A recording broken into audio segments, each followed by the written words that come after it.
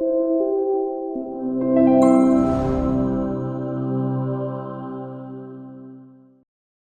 going to ask a few questions, and feel free to move around as much as you like. But I think I'd like to start with the challenges, and this probably goes back to before we were engaged in the program at all. But from your perspective, what did you think the biggest challenges were when it came to this program?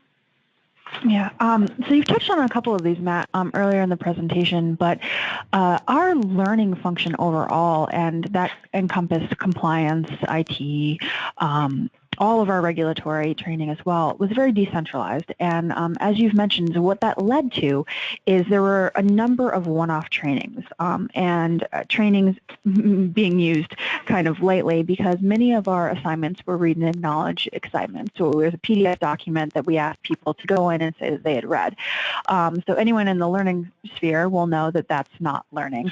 You're asking someone to read a 40-page document or a 300-page document and saying that they have read and understood it doesn't prove that they have actually read it. Doesn't, and no means doesn't mean that they've understood it.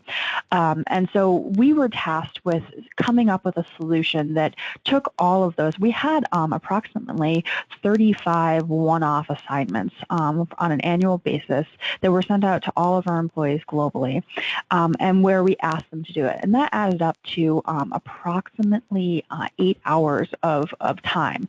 Of course, that's assuming that people took, the amount of time that it would actually take to read it instead of just opening a document and closing it, and making it an actual learning activity and making it engaging, making it interactive, and in some way showing that we are asking our employees to really learn the content that we're presenting to them.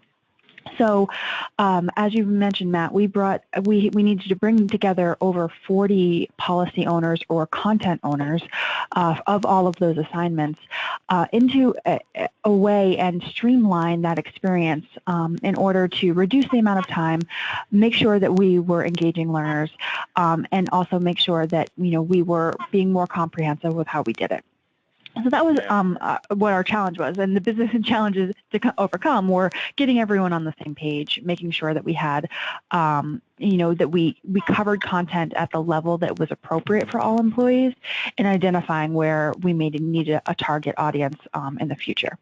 So I think those were our biggest challenges to overcome with this program. Yeah, thank you. And I think we've seen this before. As these programs grow organically before someone does what you did, they can grow to such a size that when you try to streamline them, it's not so much that you encounter resistance from individuals in the organization, it's just that the beast has become too big. It's very difficult to get your hands around it, and the sheer number of people you need to engage makes it a very daunting prospect. If you've ever tried to get consensus with 6 people in a room and then you imagine that you have 20 subject matter experts to work with, it can be very daunting. So I think it's a real credit to you that you pushed this through. But obviously there were some financial drivers as well. I mean, you talked about the amount of seat time the amount of time people were taking to go through the materials, and that has a very clear cost. Talk a little bit perhaps about the wins for the organization through doing this, not just financial. Sure.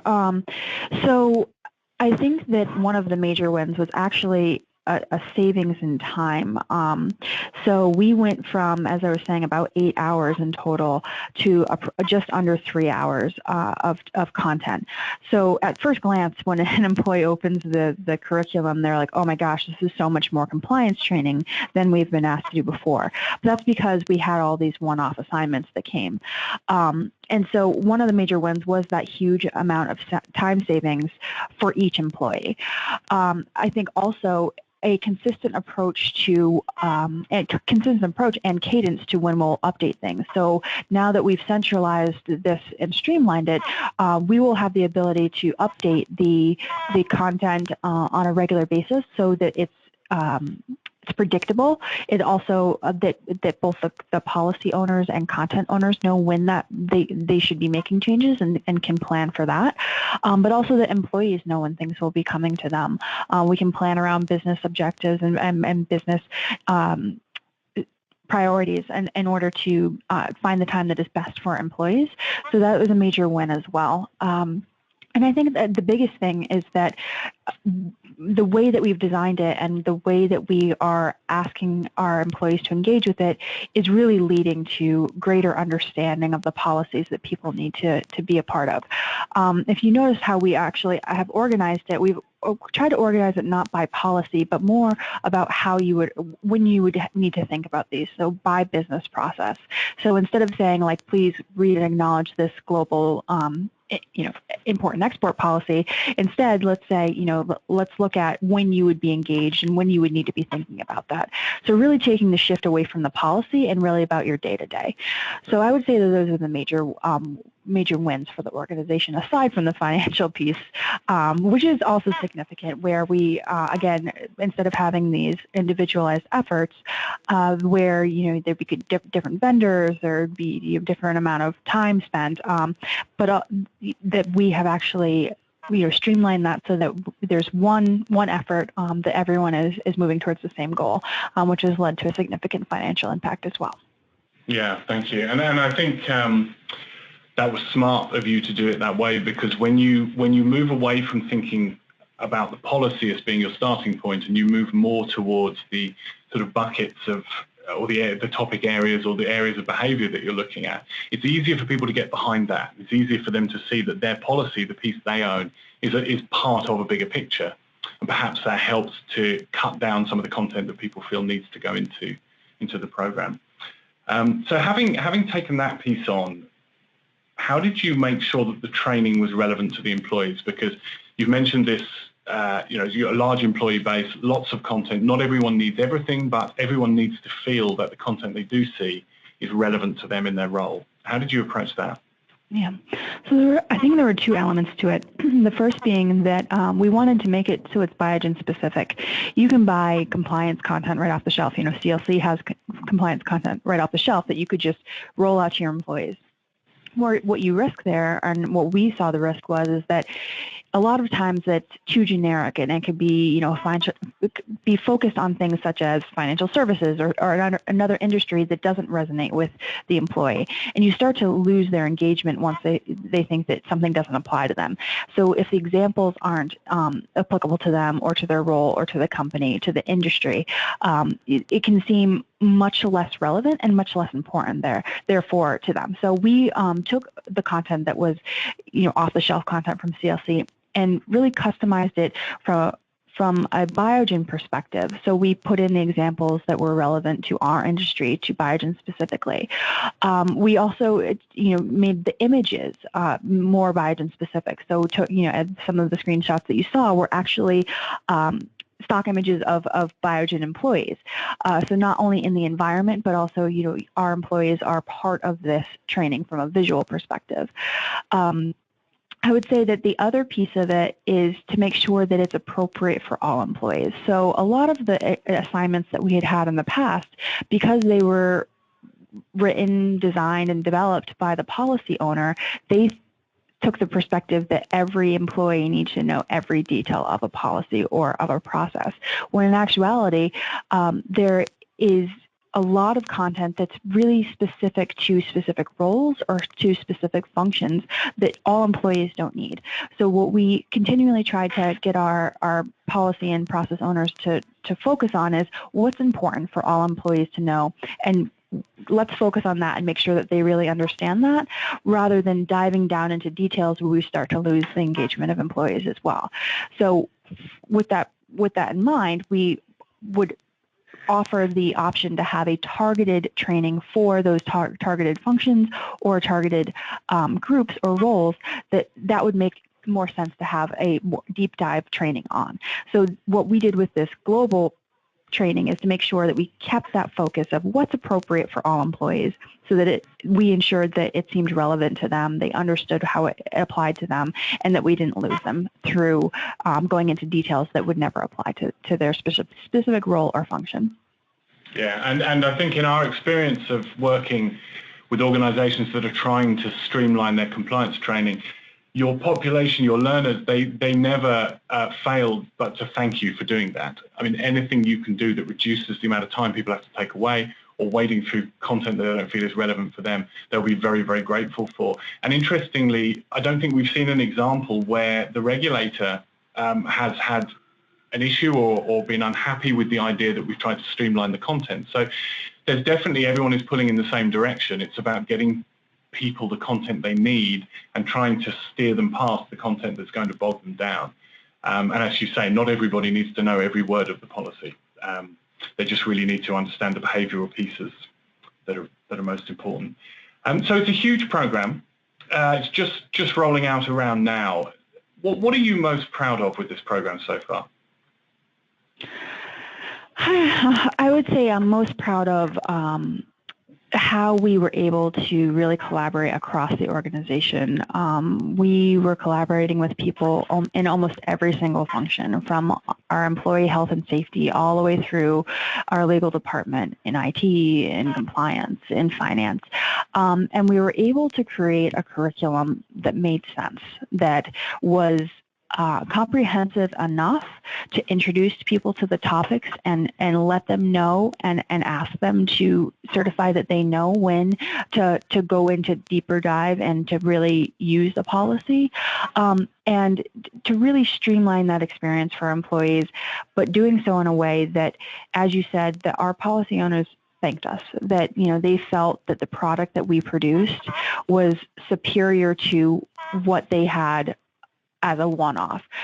I think at first we had a lot of or some resistance to people thinking that we were taking something away, that that they had created something that was perfect and that met the needs of the organization, and we really wanted to capture that we're not taking something away. We're really trying to enhance what you had, using your content, using your expertise, to really make something that is driving the business and driving compliance, especially in the areas where we see the greatest need.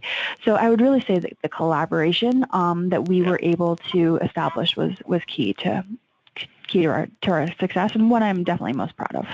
Yeah, absolutely. And I mean, I think you've already started to answer the next question I was going to ask around the stakeholders approach. But if someone came to you and said they were thinking of doing something similar in their organization, but they were concerned about how they would get stakeholder buy-in, what advice would you give them then? How would you boil that down into actions that somebody could take? Yeah, I'd definitely say early and often communication. So the first thing is, when you're starting the brainstorming phase of how you're going to go about doing this, gathering as many of your stakeholders as you can so that they feel like they're part of the solution, that they're helping to create it. So, and they also understand the purpose of it. I think, one of the biggest challenges of this project was getting people to understand why we were doing it. And so a lot of the resistance was not understanding that we were trying to improve the employee experience, but also the experience of the policy owner.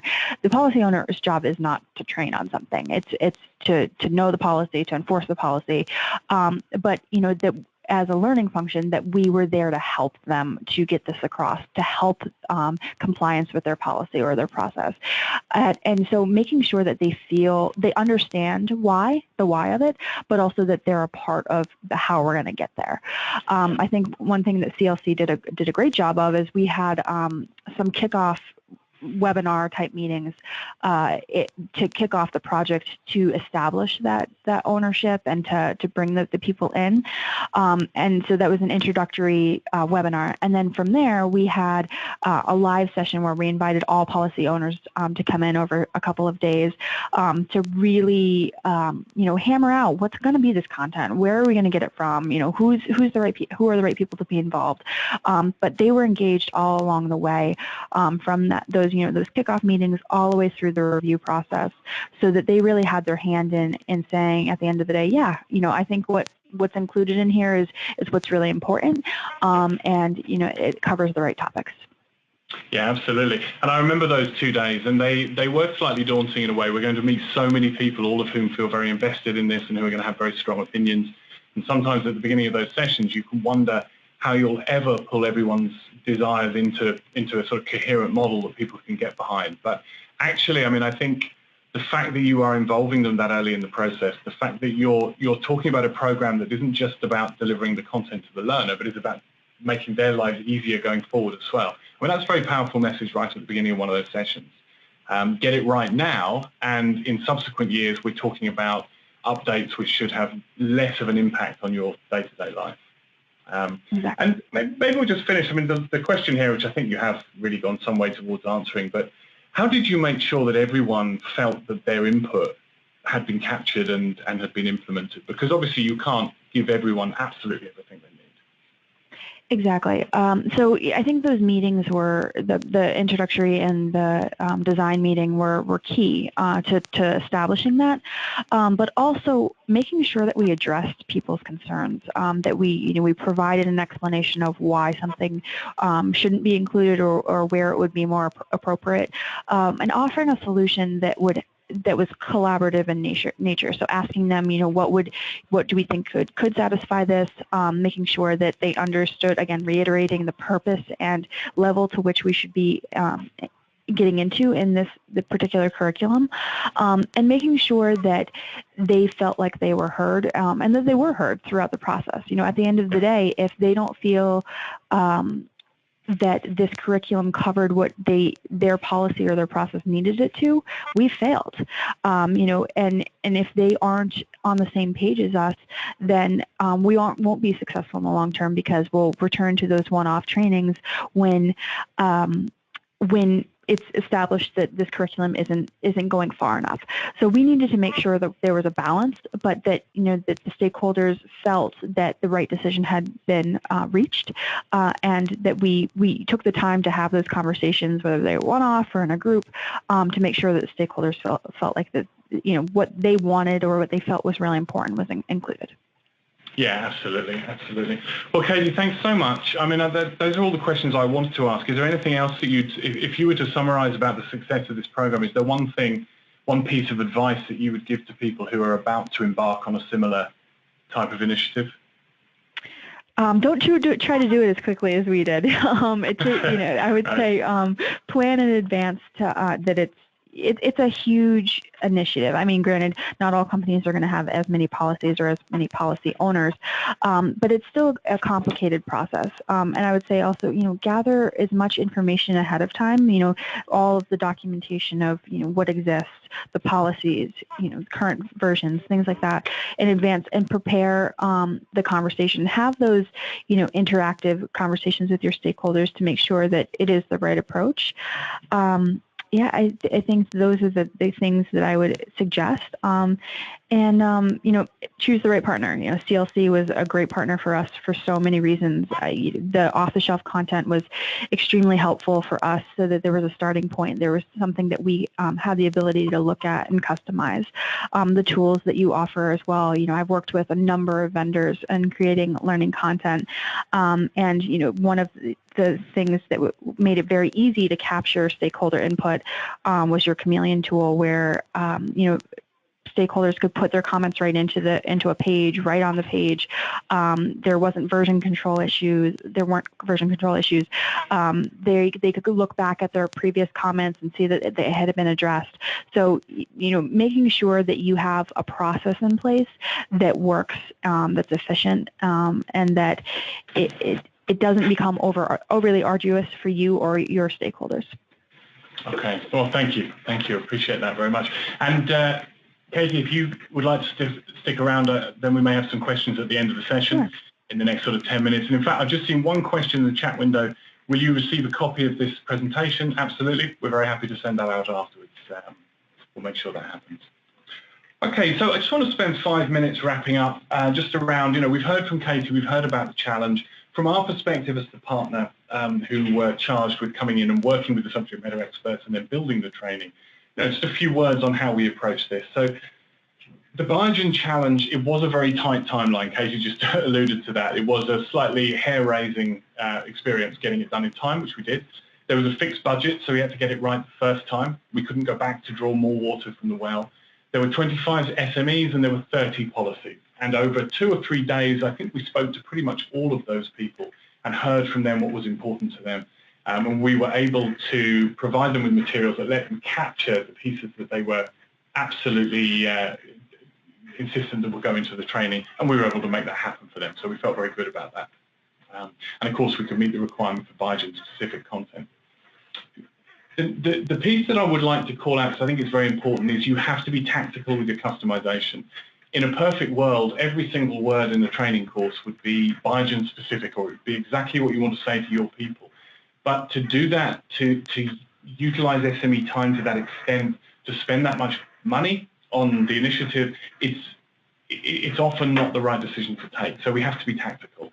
What does that mean? Well, it means, first of all, when you're presenting the new information, you look for those opportunities to tweak the content to make it feel right to Biogen and to cover the really important points. And it could be as simple as changing our terminology to your terminology so that a learner really understands that this has been built for them. Instead of talking about tactics to prevent bribery and corruption, which is a generic term, why don't you call it Act with Integrity, which happens to be the Biogen language that's used. And suddenly it starts to feel like a very customized program. The second piece is around the scenarios. We always have an Own It section in our training, which is where the learner has a chance to practice in a sandbox, a safe environment.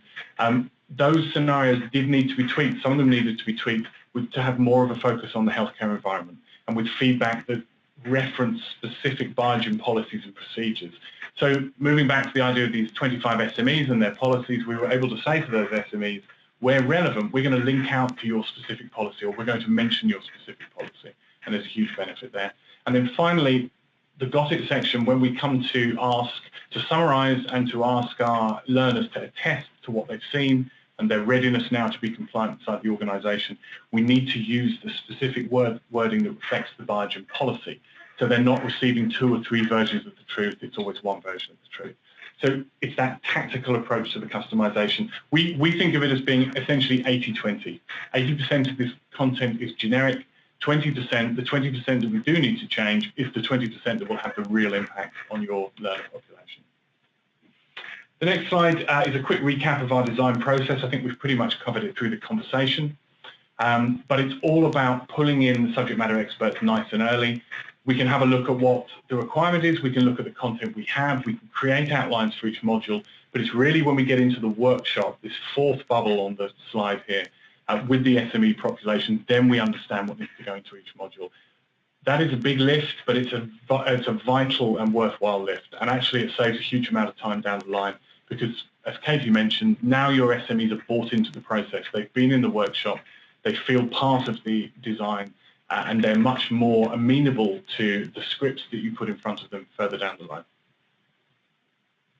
So I'm going to finish here, so we do have a couple of minutes for questions. We just have the last slide. We put together a toolkit. It's essentially an infographic that will help you to plan your 2016 compliance learning.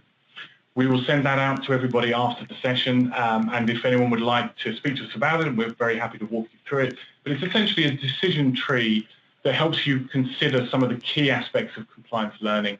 Are you building a culture? Are you supporting bring your own device? Are you condensing your learning? Are you tailoring the learning to your firm?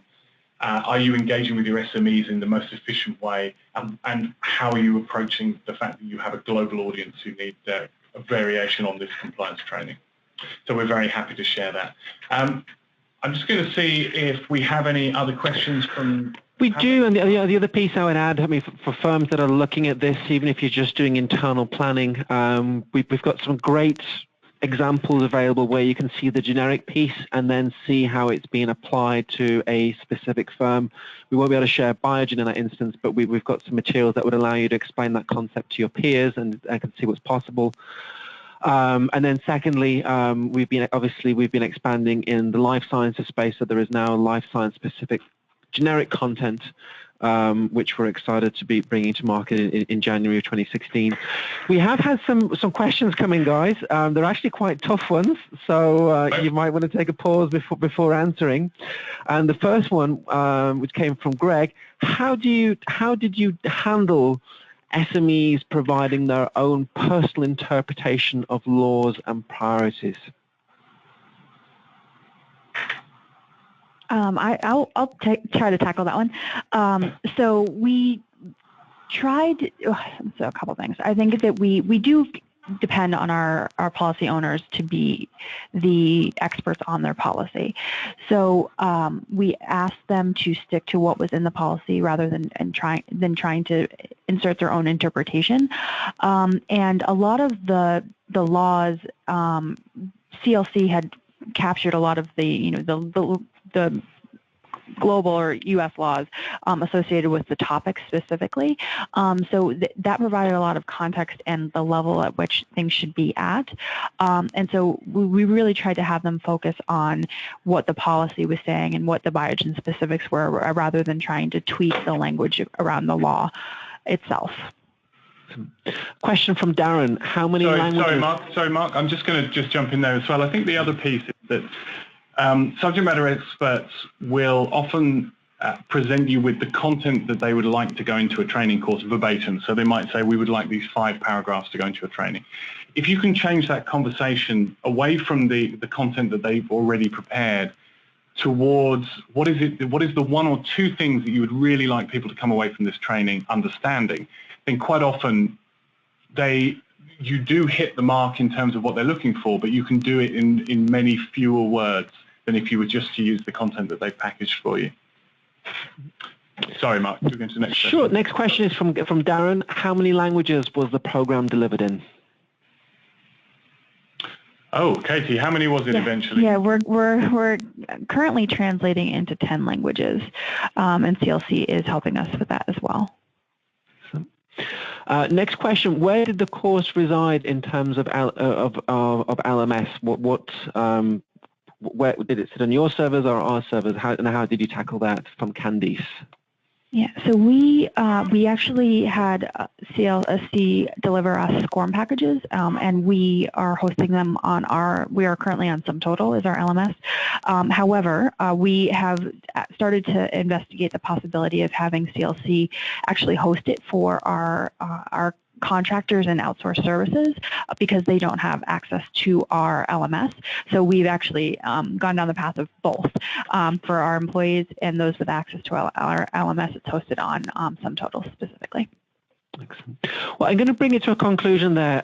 Katie, thank you so much for sharing your insight. I know you logged some serious hours both doing the needs analysis and the actual final program of this, so it's really generous of you to share your experience. Matt, I really enjoyed listening to that interview. Thank you for structuring it. To everyone that participated, we will be sending a copy of the materials. If you need information on the pharmaceutical-specific content, please drop us a note, or if you're interested in participating in that advisory board, let us know. But wishing everybody a happy time in the run-up to the holidays. Thank you so much, everyone. Thank you. Goodbye. Thank you.